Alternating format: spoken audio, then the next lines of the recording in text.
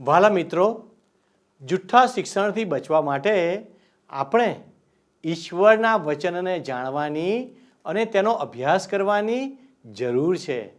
શું તમે ઈશ્વરના વચનને તમારા જીવનમાં સ્થાન આપ્યું છે?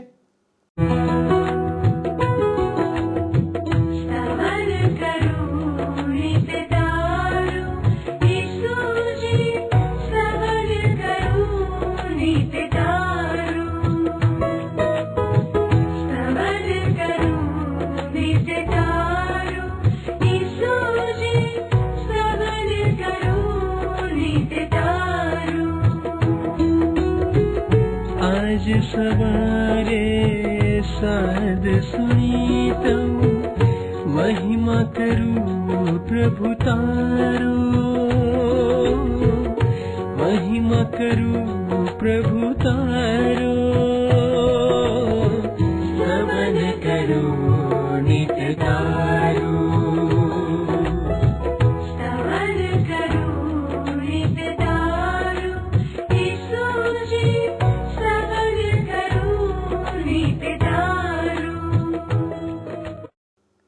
વહાલા દર્શક મિત્રો, જેઓ ઈશ્વરની તરફ જુએ છે તથા સત્ય અને સકારાત્મક સાથે ઈશ્વરની શોધ કરે છે, તેઓને ઈશ્વર પોતાના જ્ઞાનના શબ્દો પ્રગટ કરે છે.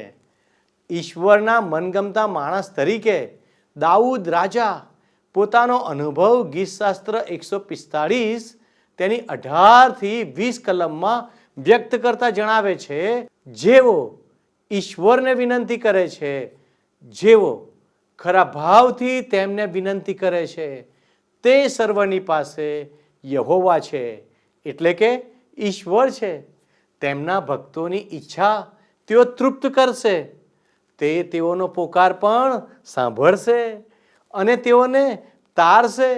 જેઓ યહોવા પર પ્રેમ રાખે છે તે બધાનું તેઓ રક્ષણ કરે છે અને સર્વ દુષ્ટોનો તેઓ નાશ કરે છે.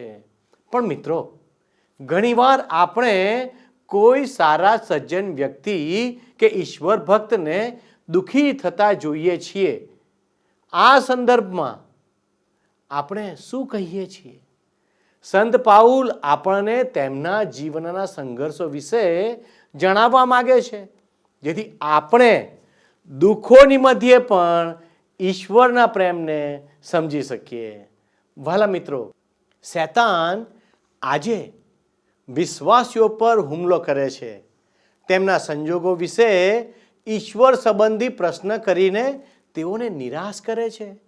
મિત્રો, આજે આપણે કોરિન્થીયોનો બીજો પત્ર તેનો 10મો અધ્યાય તેની 13મી કલમથી લઈને 11મા અધ્યાયની 4થી કલમ સુધી અભ્યાસ કરીશું, જેમાં સંત પાઉલ જણાવે છે કે બડાઈ કરવી મૂર્ખામી છે. પ્રેરિત પાઉલને ડર છે કે જેમ શૈતાને હવાને છેતરી હતી, તેમ આ જુઠ્ઠા પ્રેરિતો કરિન્થના લોકોને પણ છેતરશે. તેથી કરિન્થ વાસીઓ કોઈ જુઠ્ઠી વાતોમાં આવી ના જાય માટે સંત પાઉલ તેમની આગળ કેવી વાતો કરે છે તે આપણે આજના અભ્યાસમાં જોઈશું. તો ચાલો દર્શક મિત્રો, આપણે આજના અભ્યાસમાં આગળ વધીએ. વારું મિત્ર, હવે તમે મારી સાથે સાથે કરંથવાસીને લખેલો બીજો પત્ર 10મો અધ્યાય 13મી કલમ. અહીં લખ્યું છે, અમારી લડાઈ તો અમુક હદની બહાર જશે નહીં. ઈશ્વરે અમારા માટે જે કાર્ય નક્કી કરેલું છે, જેમાં તમારી મધ્યના કામનો પણ સમાવેશ થાય છે, તેની હદની બહાર જશે નહીં. કરિન્થ શહેરના વિશ્વાસીઓની ફરિયાદ એ હતી કે પાઉલ તેમની મુલાકાત લેવા કરિન્થ શહેરમાં જાય નહીં. એ લોકો એવું કહેતા હતા કે પાઉલ બીજાઓની સાથે રહે છે પણ અમારી મુલાકાત લેવા નથી આવતો. કેટલા બધા વિશ્વાસીઓ એવા હોય છે જે એમનો પાળક તેમની મુલાકાત લેવા ના આવી શકતો હોય તો તેની ટીકા કરે છે. એવા વિશ્વાસીઓ પાળકનો વધારે અને વધારે સમય લેવા માંગે છે. જેને ખરેખર જરૂર છે એવા લોકોને સમય આપવામાં પાળક વ્યસ્ત રહે એ ચોક્કસ જરૂરી છે. પાળક ઈશ્વરના વચનોમાં સમય આપે એ ચોક્કસ જરૂરી છે. પરંતુ પાળક અમથા લોકોની મુલાકાત લેતા ફરે એવી અપેક્ષા રાખવી એ તો ગેરસ્થાને જ છે કે નહીં? હવે જુઓ તમે પ્રેષિત પાઉલ આગળ 14-16 કલમોમાં શું કહે છે. એ કહે છે, અને તમે પણ હદની અંદર છો. તેથી જ્યારે અમે સૌ પ્રથમ તમારી પાસે ઈસુ ખ્રિસ્તનો શુભ સંદેશ લઈને આવ્યા ત્યારે હદની બહાર ગયા નહીં. આમ ઈશ્વરે ઠરાવેલી હદની બહાર બીજાએ કરેલા કાર્યની અમે બડાઈ મારતા નથી, પણ તમારો વિશ્વાસ વૃદ્ધિ પામે અને ઈશ્વરે જે હદ ઠરાવી છે તે મુજબ અમે તમારી મધ્યે વધુ સારું કાર્ય કરી શકીએ એની અમે આશા રાખીએ છીએ. ત્યાર પછી તમારાથી દૂરના બીજા દેશોમાં અમે શુભ સંદેશ પ્રગટ કરી શકીશું, જેથી બીજા માણસના કાર્યક્ષેત્રમાં થયેલ કાર્યની બડાઈ અમે મારીશું નહીં. પાઉલ કરિન્થ શહેરના વિશ્વાસીઓને કહે છે કે તેમણે યાદ રાખવું જોઈએ કે સૌ પ્રથમ એ એમની પાસે ગયો હતો, કરિન્થ શહેરના લોકોની પાસે. એમને પ્રેષિત પાઉલે પ્રભુ ઈસુ ખ્રિસ્તનો શુભ સંદેશ આપ્યો હતો અને એ લોકોને પ્રભુ ઈસુ ખ્રિસ્તનો શુભ સંદેશ આપનાર સૌ પ્રથમ વ્યક્તિ તો પાઉલ હતો. એવું કરવા માટે પાઉલે પોતાના ઘેરથી લાંબી મુસાફરી કરવી પડી હતી. પાઉલ કરિન્થ શહેરના વિશ્વાસીઓને જણાવે છે કે તેની પદ્ધતિ કરિન્થ આવીને તેઓના પાળક બનવાની નહોતી. પાઉલને તો ઈશ્વરે પ્રભુ ઈસુ ખ્રિસ્તના શુભ સંદેશનો પ્રચાર કરવા માટે બોલાવ્યો હતો. એક સ્થળમાં ઈસુ ખ્રિસ્તનો શુભ સંદેશનો પ્રચાર કર્યા બાદ પાઉલે બીજા પ્રદેશોમાં પ્રચાર કાર્ય કરવા માટે ફરતા રહેવાનું હતું. પાઉલ સતત આગળ ને આગળ જ પ્રવાસ કરતો રહેતો હતો. પાઉલે ક્યારેય બીજા કોઈના કાર્ય ઉપર બાંધકામ કર્યું નહોતું. હવે આ પાઉલ તમે જુઓ આગળ 17 અને 18 કલમોમાં શું યાદ અપાવે છે. એ કહે છે, શાસ્ત્રમાં લખેલું છે, જો કોઈ ગર્વ કરવા માગે તો પ્રભુએ જે કર્યું છે તે વિશે તેણે ગર્વ કરવો. કારણ જ્યારે માણસ પોતાના વિશે સારું વિચારે ત્યારે નહીં, પણ પ્રભુ તેના વિશે સારું વિચારે ત્યારે જ તે સ્વીકાર્ય બને છે. હા હા હા હા હા, કેટલી અદ્ભુત વાત. આ 18મી કલમ નીચે લીટી દોરી લો મિત્ર. જ્યારે માણસ પોતા વિશે સારું વિચારે ત્યારે નહીં, પણ પ્રભુ તેના વિશે સારું વિચારે ત્યારે જ તે સ્વીકાર્ય બને છે. આપણે મિત્ર ઈશ્વર સમક્ષ તેમની સ્વીકૃતિ માટે ઊભા છીએ. આ ખરેખર તો આપણા માટે ચેતવણીનો સૂર છે. ચેતવણીનો સૂર. ઈસુ ખ્રિસ્ત તરફથી કોઈ વ્યક્તિને કેવું તેડું મળ્યું છે એ જાણ્યા વગર કોઈ વ્યક્તિની ટીકા કરશો નહીં. કોઈ સેવકને કદાચ સંગત કરાવવાનું દાન મળ્યું હોય, અથવા કોઈ સેવકને કદાચ અંગત મુલાકાતો લેવાનું કૃપાદાન મળ્યું હોય, તો બીજા સેવકને તમે જુઓ ઉપદેશ કરવાનું કૃપાદાન મળ્યું હોય, અને એટલે કોઈની ટીકા કરવી ખરેખર તો ઉચિત છે જ નહીં. તમારી ધારણાઓ પ્રમાણે કોઈ સેવક કશું કરતો ના હોય તો પછી એની ટીકા ના કરતા, તમે ટીકા ના કરશો. પાઉલ કરિન્થ શહેરના વિશ્વાસીઓને જણાવે છે કે ઈશ્વરે તેને જે કરવાનું કહ્યું છે તે એ જરૂર કરે છે. એને તો પ્રભુ ઈસુ ખ્રિસ્તના શુભ સંદેશનો પ્રચાર કરવા માટે ઈશ્વરે બોલાવ્યો છે અને પાઉલ એ કાર્ય કરે છે. હવે મિત્ર આપણે કરંથીઓને પ્રેષિત પાઉલે લખેલા બીજા પત્રના 11મા અધ્યાયમાં આવીએ છીએ. 10મો અધ્યાય પૂરો થયો, 11મો અધ્યાય હવે શરૂ થાય છે. આ 11મા અધ્યાયનો મુખ્ય વિષય પાઉલના પ્રેષિત પદના વિજયનો છે. આ અધ્યાયમાં પાઉલ બહુ જ અંગત રીતે અને ખૂબ આત્મીયતાથી લખે છે. પાઉલ કરિન્થ શહેરના વિશ્વાસીઓને યાદ અપાવે છે કે તેઓ જીવંત ઈસુ ખ્રિસ્ત સાથે જોડાયા છે, અને પાઉલ કરિન્થ શહેરના વિશ્વાસીઓ માટેની પોતાની પુષ્કળ કાળજી પણ આ અધ્યાયમાં પ્રદર્શિત કરે છે. હું તો મિત્ર ખાતરીપૂર્વક કહી શકું છું કે આ પત્રમાં રહેલો સંદેશ અથવા તો ઉપદેશ મારા માટે ખાસ લાભદાયી નીવડ્યો છે. તેનો અભ્યાસ કરવામાં મેં ખાસો સમય વ્યતીત કર્યો છે અને મને જણાવ્યું છે કે તેમાંનો ઉપદેશ મારા હૃદય માટે મિત્ર, મારા હૃદય માટે ખરેખરો સંદેશો બની રહ્યો છે. કરંથીઓને લખેલા બીજા પત્રનો આ અંતિમ વિભાગ પાઉલને ઈશ્વરે આપેલા આમંત્રણ વિશે છે. 10મા અધ્યાયમાં આપણને પ્રેષિત પાઉલના પ્રેષિત પદની અધિકારયુક્તતા જોવા મળી હતી. હવે આપણે મિત્ર એ ખાસ અંગત વિભાગમાં પ્રવેશીએ છીએ જે પાઉલના પ્રેષિત પદના વિજય વિશે છે. તમે મારી સાથે સાથે 11મા અધ્યાયની પ્રથમ 2 કલમો જુઓ. પાઉલ અને જુઠ્ઠા પ્રેષિતો એ શીર્ષક નીચે કરંથવાસીને લખેલા બીજા પત્રના 11મા અધ્યાયની પ્રથમ 2 કલમોમાં પાઉલ કહેશે કે જો હું થોડો મૂર્ખ હોઉં તો પણ તમે મારું સહન કરો. ઈશ્વરની જેમ હું પણ તમારા માટે કાળજી રાખું છું. તમે શુદ્ધ કુમારિકા જેવા છો અને એક પતિ એટલે ઈસુ ખ્રિસ્ત સાથે લગ્ન કરાવવા મેં વચન આપ્યું છે. પાઉલ કરિન્થ શહેરમાં આવ્યો અને એણે ત્યાં લોકોને પ્રભુ ઈસુ ખ્રિસ્તનો શુભ સંદેશ આપ્યો. લોકોએ પ્રભુ ઈસુ ખ્રિસ્તનો શુભ સંદેશ સાંભળીને પ્રભુ ઈસુ ખ્રિસ્ત પર વિશ્વાસ કર્યો અને પ્રભુ ઈસુ ખ્રિસ્તને શરણે આવ્યા. આનું પરિણામ શું આવ્યું? આના પરિણામે ત્યાં કરિન્થ શહેરમાં પ્રભુ ઈસુ ખ્રિસ્તની મંડળી અસ્તિત્વમાં આવી. પાઉલે કન્યારૂપી પ્રભુ ઈસુ ખ્રિસ્તની મંડળીનો ઈસુ ખ્રિસ્ત સાથે લગ્ન સંબંધ બાંધી આપ્યો. આ પાઉલ 3જી કલમમાં કરિન્થ શહેરના એ વિશ્વાસીઓને કહે છે કે જેમ સાપના ચાલાકી ભર્યા જૂઠાણાથી હવા છેતરાઈ ગઈ, તેમ તમારું મન દૂષિત થઈ જાય અને તમે ઈસુ ખ્રિસ્તની સંપૂર્ણ અને શુદ્ધ ભક્તિ ત્યજી દો, એવી મને બીક લાગે છે. પ્રભુ ઈસુ ખ્રિસ્તના માનવ મુક્તિના શુભ સંદેશના પ્રચાર માટે આનાથી વધારે કયા શબ્દોમાં સ્પષ્ટતા થઈ શકે એમ છે મિત્ર? પાઉલ હજી પણ કરિન્થના શહેરમાંની જે મંડળી છે પ્રભુ ઈસુ ખ્રિસ્તની, એમાં રહેલા વિરોધીઓને અપીલ કરે છે, વિનંતી કરે છે. એ લોકો પાઉલનો વિરોધ કરતા હતા, પાઉલ માટે મુશ્કેલીઓ ઊભી કરતા હતા અને પાઉલના સેવા કાર્યને તોડી પાડવા માંગતા હતા. પાઉલ કરિન્થ શહેરના કરિન્થના વિશ્વાસીઓ સાથે વધારે સમય વ્યતીત કરવા આવ્યો નહોતો. એનું કારણ એણે ક્યારનું સમજાવી દીધું છે. પાઉલને કોઈ મંડળીના પાળક બનવાનું ઈશ્વરે આમંત્રણ આપ્યું નહોતું. પાઉલ તો પ્રભુ ઈસુ ખ્રિસ્તના શુભ સંદેશનો પ્રચારક હતો. જગા જગામાં ફરીને ઈસુ ખ્રિસ્તના શુભ સંદેશનો પ્રચાર કરનાર પ્રચારક. અને પાઉલ બીજા કોઈના પાયા ઉપર બાંધકામ કરવા માંગતો નહોતો. પાઉલ તો આગળ ને આગળ મુસાફરી કરતો જતો અને સરહદો સુધી એ પહોંચી જતો. પાઉલનું સેવા કાર્ય એ હતું મિત્ર. અને પાઉલ હવે કરિન્થ શહેરના વિશ્વાસીઓને એ જણાવવા માંગે છે કે પોતે અધિકારયુક્ત ઈશ્વર દ્વારા નિયુક્ત કરાયેલ પ્રેષિત હતો. બીજી કલમમાં તમે જુઓ શું કહે છે? એ કહે છે કે ઈશ્વરની જેમ હું પણ તમારા માટે કાળજી રાખું છું. કેટલી અદ્ભુત વાત અને કેટલી અદ્ભુત ખાતરી કરિન્થ શહેરના વિશ્વાસીઓ માટે. ઈશ્વરની જેમ હું પણ તમારા માટે કાળજી રાખું છું. પાઉલ કરિન્થ શહેરના વિશ્વાસીઓ સમક્ષ એક મૂર્ખ તરીકે ઓળખાવવા પણ રાજી હતો. શા માટે એક મૂર્ખ તરીકે ઓળખાવવા પણ એ રાજી હતો? જો કે પાઉલ એ લોકો સાથે પોતાનો બચાવ કરવામાં સમય બગાડવા કરતા ઈસુ ખ્રિસ્ત વિશે વાત કરવામાં સમય ખર્ચવાનું વધારે પસંદ કરે છે. પણ હવે એ જરૂરી બની ગયું હતું કે એ પોતાનો બચાવ કરે. અને એટલે પાઉલ કહે છે કે જો કે હું તમને થોડો મૂર્ખ લાગતો હોઉં.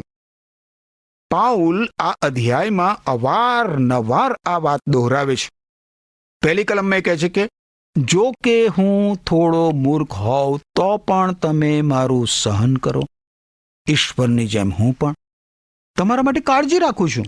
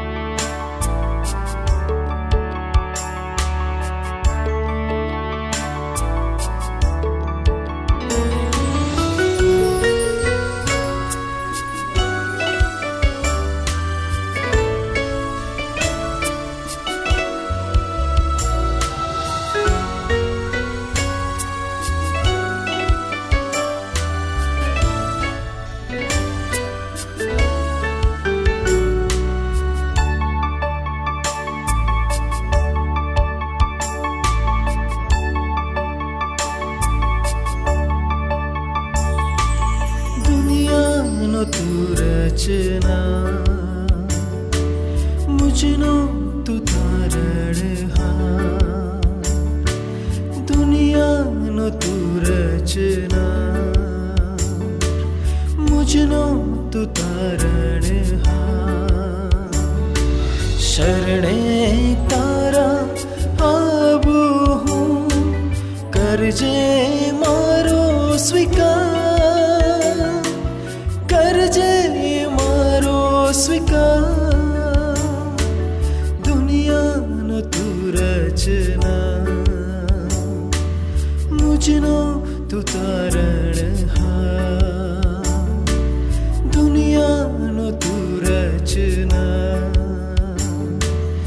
મુજનો તું તારણહાર, શરણે તારા આવું હું, કરજે મારો સ્વીકાર, કરજે મારો સ્વીકાર, દુનિયાનો તું રચના.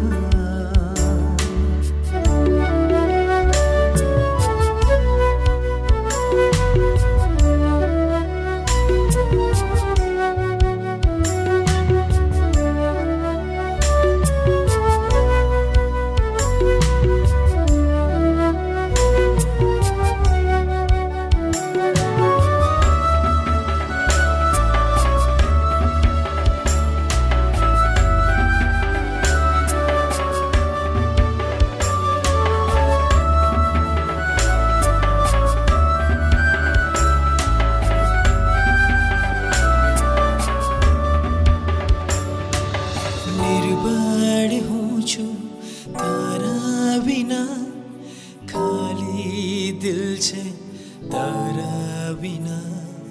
નિર્બળ હું છું તારા વિના, ખાલી દિલ છે તારા વિના. તુજ સામર્થ્ય મુझने ભરજે પ્રભુ, કરજે મારો સ્વીકાર, तुझ सामर्थ्य मुझने भरजे प्रभु, करजे मारो स्वीकार, करजे मारो स्वीकार.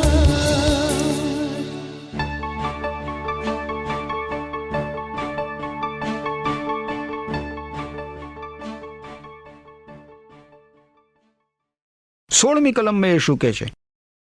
હું ફરીથી જણાવું છું કે મને કોઈએ મૂર્ખ ન ધારવો. જો તમે એમ ધારતા હો તો પછી મને મૂર્ખ તરીકે સ્વીકારો, જેથી હું પણ થોડી બડાઈ કરી શકું. પાઉલ જણાવે છે કે મૂર્ખની જેમ તેનો બચાવ કરવા એના માટે જરૂરી થઈ પડવાનું છે. મૂર્ખ શબ્દ માટે મિત્ર મૂળ ગ્રીક ભાષામાં જે શબ્દ વપરાયો છે તેનો અર્થ થાય અજ્ઞાની અથવા તો અણઘડ, ગર્વિષ્ઠ, અક્કલ વગરનો, હેતુ વગરનો. પાઉલ કહે છે મારી જાતનો બચાવ કરવામાં સમય બગાડવો એ અક્કલ વિહીનતા છે, કારણ કે એનાથી કંઈ પ્રભુ ઈસુ ખ્રિસ્તના શુભ સંદેશનો પ્રચાર થતો નથી, એનાથી તેના સેવા કાર્યનો હેતુ સરળ થતો નથી. અને એમ છતાં પાઉલ કહે છે કે કરિન્થ શહેરની મંડળીમાં રહેલા વિરોધીઓને કારણે એને એનો બચાવ કરવાની ફરજ પડે છે. અને આ જ કારણથી પાઉલ તેઓને કહે છે કે જો કે હું થોડો મૂર્ખ હોઉં તો પણ તમે મારું સહન કરો, જેથી પાઉલ પોતાના પ્રેષિત પદનો બચાવ કરી શકે. આ બધામાં મિત્ર આપણને કોનો હાથ દેખાય છે? શૈતાનનો હાથ દેખાય છે. શૈતાનનો દોરી સંચાર દેખાય છે. આરંભની મંડળીના શરૂના સમયે શૈતાને મંડળીની સતાવણી કરવાની પદ્ધતિ અમલમાં મૂકી હતી. મંડળીની સતાવણી કરવાની પદ્ધતિ, મંડળી ઉપર અત્યાચાર આણીને. પરંતુ શૈતાનને દેખાઈ આવ્યું કે એ રીતે તો પ્રભુ ઈસુ ખ્રિસ્તના શુભ સંદેશનો પ્રચાર થતો અટકાવી શકાય એમ છે જ નહીં. હકીકત તો એ છે કે આરંભની મંડળીની સતાવણીના સમય દરમિયાન પ્રભુ ઈસુ ખ્રિસ્તની મંડળી કૂદકે ને ભૂસકે વૃદ્ધિ પામતી હતી. પ્રભુ ઈસુ ખ્રિસ્તની મંડળી આખા રોમન સામ્રાજ્ય ઉપર છવાઈ ગઈ હતી. ઈસવીસન 315 દરમિયાન પ્રભુ ઈસુ ખ્રિસ્તની મંડળી રોમન સામ્રાજ્યના ખૂણે ખૂણે પ્રસરી ગઈ હતી. આ બધું મંડળીની સતાવણીના સમયોમાં બન્યું હતું મિત્ર. હવે શૈતાને જ્યારે જોયું કે પ્રભુ ઈસુ ખ્રિસ્તની મંડળી ઉપર સતાવણી લાવવાથી મંડળીની વૃદ્ધિ અટકતી નથી, અને એટલે એણે પોતાની પદ્ધતિ બદલી નાખી એણે પોતાની પદ્ધતિ. શૈતાન પોતે પ્રભુ ઈસુ ખ્રિસ્તની મંડળીમાં પછી પ્રવેશ કરે છે. શૈતાન મંડળીની અંદરથી જ મંડળીને નુકસાન કરવા લાગ્યો. અને આજે પણ મિત્ર, આજે પણ શૈતાન હજી એવું જ કરે છે. શૈતાન ઈશ્વરના વચનોની આધારભૂતતા ઉપર પ્રહાર કરે છે, ઈશ્વરના વચનોની આધારભૂતતા ઉપર. અને પ્રભુ ઈસુ ખ્રિસ્તના શુભ સંદેશની શાખ ભૂંસી નાખવાનો પ્રયત્ન કરે છે. જો એમાં શૈતાન સફળ થતો નથી તો શૈતાન પ્રભુ ઈસુ ખ્રિસ્તના શુભ સંદેશના પ્રચારકની શાખ અને પ્રભુ ઈસુ ખ્રિસ્તના શુભ સંદેશના પ્રચારકની છાપ બગાડવાનો પ્રયત્ન કરે છે. એ જ રીતે શૈતાને પ્રભુ ઈસુ ખ્રિસ્તની છાપ અને પ્રેષિત પાઉલની છાપ અને પ્રેષિત પાઉલની શાખ બગાડવાનો પ્રયત્ન કર્યો. પાઉલ એટલે એ વાત સ્પષ્ટ કરે છે કે પોતાનો બચાવ કરવામાં સમય બગાડવાને બદલે એ પ્રભુ ઈસુ ખ્રિસ્તના શુભ સંદેશનો પ્રચાર કરવામાં સમય ખર્ચવા માંગે છે. ઈસુ ખ્રિસ્તના શુભ સંદેશનો પ્રચાર કરવામાં. પાઉલને કોરિન્થના વિશ્વાસીઓની કાળજી હોવાથી એ પોતાનો બચાવ કરવા સમય લે છે. પાઉલ એમને ચાહે છે. પાઉલને બીક છે કે જે રીતે શૈતાનના ચાલાકી ભર્યા જૂઠાણાથી હવા છેતરાઈ ગઈ હતી, એ જ રીતે કોરિન્થ શહેરના વિશ્વાસીઓનું મન કદાચ દૂષિત થઈ જાય અને તેઓ પ્રભુ ઈસુ ખ્રિસ્તની સંપૂર્ણ અને શુદ્ધ ભક્તિ ત્યજી દે. જુઓ મિત્ર, તમે શૈતાનના પ્રપંચોથી પાઉલ વાકેફ છે. ચોથી કલમમાં એ શું કહે છે? જો કોઈ તમારી પાસે આવીને જેને અમે પ્રગટ કર્યો નથી એવા બીજા ઈસુને પ્રગટ કરે, અથવા જે પવિત્ર આત્મા તમે પામ્યા હતા તેનાથી જુદો આત્મા પામો, અથવા જે શુભ સંદેશ તમે સ્વીકારેલો તે કરતા જુદો શુભ સંદેશ સ્વીકારો, તો તમે તેને જલ્દીથી આધીન થઈ જાઓ છો. હજી આજે પણ મિત્ર, આજે પણ આ સમસ્યા પ્રવર્તમાન છે. બીજા ઈસુ ખ્રિસ્ત વિશે ઉપદેશ, બીજો આત્મા, બીજો શુભ સંદેશ.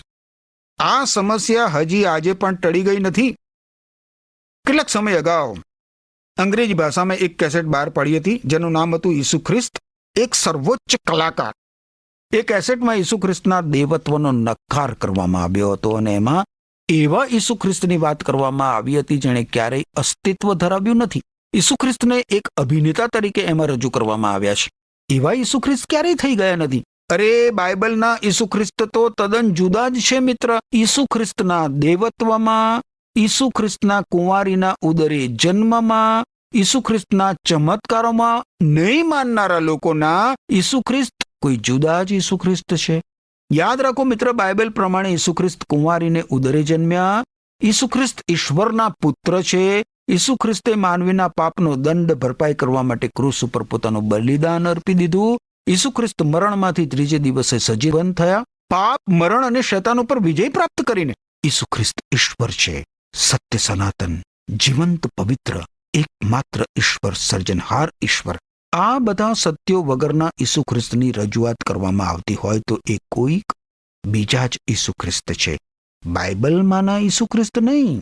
જૂના સમયમાં મિત્ર, ધાર્મિક લોકોને એક મુક્તિદાતા મસીહ જોઈતા હતા, પણ પ્રભુ ઈસુ ખ્રિસ્ત નહોતા જોઈતા. અત્યારના ધાર્મિક લોકોને ઈસુ ખ્રિસ્ત જોઈએ છે, પણ જે બાઇબલમાંના ઈસુ ખ્રિસ્ત છે એ નહીં. લોકોને તો કોઈ બીજા જ ઈસુ ખ્રિસ્ત જોઈએ છે. કાલ્વરીની ટેકરી પર બલિદાન થયેલા ઈસુ ખ્રિસ્ત નહીં. લોકો એ મનોમન ઘડી કાઢેલો ઈસુ બહુ લોકપ્રિય છે, પ્રશંસનીય છે, લોકોના મનને ગમી જાય એવો છે, દુનિયાવી છે. એના અનુયાયી બનવામાં લોકોને શરમ નથી લાગતી. લોકોનો મન ઘડત ઈસુ લોકોના પાપો સામે આંખ મીચામણા કરે છે, લોકોની વાતો છુપાવી રાખે છે. એવો ઈસુ પાપ સાંખી લે છે. લોકોનો મન ઘડત ઈસુ લોકોને મનસ્વી રીતે વર્તવા દે છે. બાઇબલમાંના ઈસુ ખ્રિસ્ત એ નથી. એવો ઈસુ તો માનવીએ પોતે ઘડી કાઢેલો ઈસુ છે. માનવીએ કરેલા ઈસુ ખ્રિસ્તના અવમૂલ્યનથી ધ્રુજારી છૂટી જાય છે મિત્ર, ધ્રુજારી છૂટી જાય છે. માનવીને મનગમતો, ફાવી જાય એવો, માફક આવી જાય એવો ઈસુ જોઈએ છે. એમનો બાઇબલના ઈસુ ખ્રિસ્ત સાથે કોઈ સંબંધ નથી. ના તો એમને બાઇબલમાંના પ્રભુ ઈસુ ખ્રિસ્ત જોઈએ છે, ના. પણ મિત્ર, શું આપણે બાઇબલમાંના ઈસુ ખ્રિસ્તને અનુરૂપ એવું ચારિત્ર જાળવી રાખીએ છીએ ખરા? આપણે દુનિયાના ધારાધોરણથી આપણા જીવનોને રંગાવા દઈ શકીએ નહીં. આપણે તો બાઇબલમાં પ્રદર્શિત કરાયેલ ઈસુ ખ્રિસ્તના ચરિત્રને અપનાવવાનું છે. આપણે મિત્ર, પૃથ્વી પર આપણું સાચું સ્થાન સમજી લેવાની કેટલી બધી જરૂર છે. આપણે પ્રભુ ઈસુ ખ્રિસ્ત સાથે પાપ પ્રત્યે મરણ પામેલા અને ઈસુ ખ્રિસ્ત સાથે નવા જીવનમાં સજીવન કરાયેલા અને એ રીતે ઈસુ ખ્રિસ્ત સાથે જોડાયેલા ઈસુ ખ્રિસ્તના સાચા અનુયાયી તરીકેનું સ્થાન ગ્રહણ કરવાનું છે. એફએસી લોકોને લખેલા પત્રના 3 અધ્યાયની 18 અને 19 કલમમાં પ્રેષિત પાઉલ કહેશે, જેથી ઈશ્વરના સર્વલોકની સાથે સાથે તમે પણ ઈસુ ખ્રિસ્તના પ્રેમની પહોળાઈ, લંબાઈ, ઊંચાઈ અને ઊંડાઈની સમજ શક્તિ પ્રાપ્ત કરી શકો. વળી તમે તેમનો પ્રેમ જાણી શકો, જો કે તેને સંપૂર્ણ રીતે કદી જાણી શકાય નહીં, જેથી તમે ઈશ્વરની બધી પૂર્ણતાથી પૂર્ણ થાવ. કેટલી અદ્ભુત વાત કરી છે. પ્રભુ ઈસુ ખ્રિસ્તના પ્રેમની પહોળાઈ, પ્રભુ ઈસુ ખ્રિસ્તના પ્રેમની લંબાઈ, પ્રભુ ઈસુ ખ્રિસ્તના પ્રેમની ઊંચાઈ અને પ્રભુ ઈસુ ખ્રિસ્તના પ્રેમની ઊંડાઈની સમજ શક્તિ આપણે પ્રાપ્ત કરવાની જરૂર છે. નહીં તો ત્યારે જ બને મિત્ર કે આપણે આપણા પૂરા જીવથી પૂરા મનથી અને પૂરેપૂરા દિલથી ને પૂરેપૂરા વ્યક્તિત્વથી પ્રભુ ઈસુ ખ્રિસ્તને પ્રેમ કરીએ. આમેન. પ્રિય મિત્રો, સંત પાઉલ જાહેર કરે છે કે તેઓ ઈશ્વરે ઠરાવેલી હદની બહાર બડાઈ કરતા નથી, પરંતુ ફક્ત ઈશ્વર દ્વારા તેમને સોંપેલા ક્ષેત્રમાં જ બડાઈ કરે છે. સંત પાઉલ માનવ સિદ્ધિઓમાં બડાઈ કરવા સામે ચેતવણી આપે છે અને તેના બદલે પ્રભુમાં બડાઈ કરવા માટે પ્રોત્સાહિત કરે છે, કારણ કે જે પોતાની પ્રશંસા કરે છે તે માન્ય નથી, પરંતુ જેની પ્રશંસા પ્રભુ કરે છે તે માન્ય છે. આધ્યાત્મિક સુખાકારી માટે સંત પાઉલ ઊંડી ચિંતા વ્યક્ત કરતા જણાવે છે કે આપણા વિશ્વાસ અને આપણા સાથી વિશ્વાસીઓના વિશ્વાસનું આપણે રક્ષણ કરવું જોઈએ. તે ઈશ્વરના સાચા સેવકોને જુઠ્ઠા સેવકોથી અલગ પાડીને તેમના ચારિત્ર અને ખ્રિસ્તના સંદેશ પ્રત્યેની તેમની પ્રતિબદ્ધતા પર ધ્યાન કેન્દ્રિત કરવા પ્રોત્સાહિત કરે છે. સંત પાઉલ જણાવે છે કે મનન કરતી વખતે આપણે આપણા વિશ્વાસમાં દ્રઢ રહેવું જોઈએ, સત્યને છેતરપિંડીથી અલગ રાખીને ખ્રિસ્ત માટે દુઃખ સહન કરવું જોઈએ. મિત્રો, શું તમે જુઠ્ઠા સેવકોથી સાવધાન રહો છો? આ વિશે વિચાર કરજો. વાલા દર્શકો, જો આજનો પાઠ તમને ગમ્યો છે તો અમને આપના પ્રતિભાવો અવશ્ય જણાવશો. આવો મિત્રો, આપણે પ્રાર્થના કરીએ. વહાલા પ્રભુજી, અમે તમારો આભાર માનીએ છીએ, કારણ કે તમારું વચન અમને રક્ષણ પૂરું પાડે છે. જુઠ્ઠા પ્રબોધકોથી, જુઠ્ઠા શિક્ષણથી, જુઠ્ઠા સેવકોથી, જુઠ્ઠી બાબતોથી પવિત્ર પ્રભુ, તમે અમારી રક્ષા કરો અને સત્ય તરફ આગળ વધવા અમને મદદ કરો. અમારા દરેક દર્શક મિત્રોને તમારા ચરણોમાં લાવીએ છીએ અને તેઓને માટે આશીર્વાદ, આનંદ, શાંતિ, સાજાપણું અને જીવન બોલીએ છીએ. પવિત્ર પ્રભુ, તમે અમારી સાથે અને પાસે રહો. અમારી આ પ્રાર્થના ઈસુના નામમાં માગીએ છીએ. આમેન. વહાલા દર્શક મિત્રો, ઈશ્વર આપની સહાય કરો અને આપની તથા આપના પરિવારની રક્ષા કરો. એ જ પ્રાર્થના સાથે હું આપની વિદાય લઉં છું. આમેન.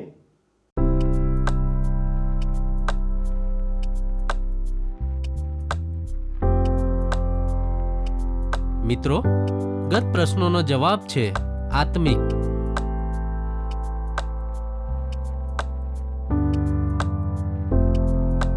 આજનો પ્રશ્ન છે, કરિન્થ શહેરના વિશ્વાસીઓને પ્રભુ ઈસુ ખ્રિસ્તનો શુભ સંદેશ આપનાર સૌ પ્રથમ વ્યક્તિ કોણ હતો?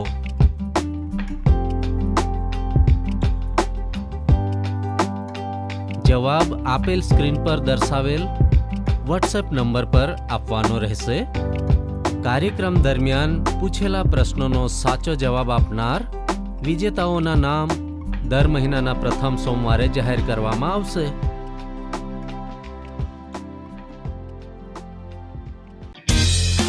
શું તમને આ કાર્યક્રમ ગમ્યો?